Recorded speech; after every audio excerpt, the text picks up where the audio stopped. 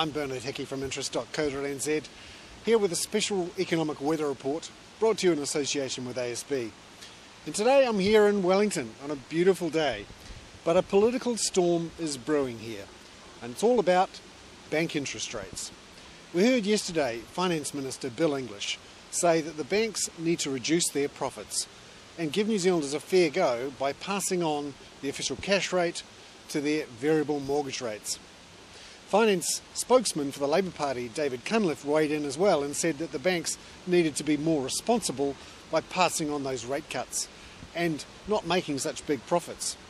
Now this partly came because the Reserve Bank Deputy Governor, Grant Spencer, gave them a bit of a green light to have a go at the banks. Spencer said he was disappointed that the banks had not passed on the official cash rate cuts to their variable rates, and said he wanted more competition in the variable rate market. And this gave the politicians the green light to have another go at this issue. So what's actually happening here? Are the banks profiteering? Should they cut their profits? Should they be cutting their variable mortgage rates? It's a complicated story, but here's what I think. The banks, when you actually look at the numbers, are not increasing their profits dramatically. In fact, their profits from net interest margins have actually fallen in the last year or so.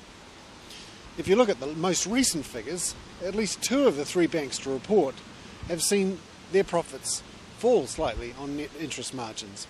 The reason for this is their funding costs on all the money they borrow internationally. It's about $100 billion. That's up. Also, they haven't been able to pass on cuts in the official cash rate to term deposit rates. So, the banks have essentially decided not to pass it on because it would cut their profits significantly. There's actually some good things to be said about bank profits. It may be strange to hear this, but the reason New Zealand's economy has done reasonably well in the last year or so compared to, let's say, the UK or the US is that our banks are very strong. In fact, amongst the world's top 20 strongest banks. That means that they've continued to grow lending, they haven't pulled funding out of too many areas, and have meant that the economy has been relatively stable. That's because they've been very profitable. However, I think that Bill English and Grant Spencer have a point to make when they say that variable mortgage rates could be more competitive.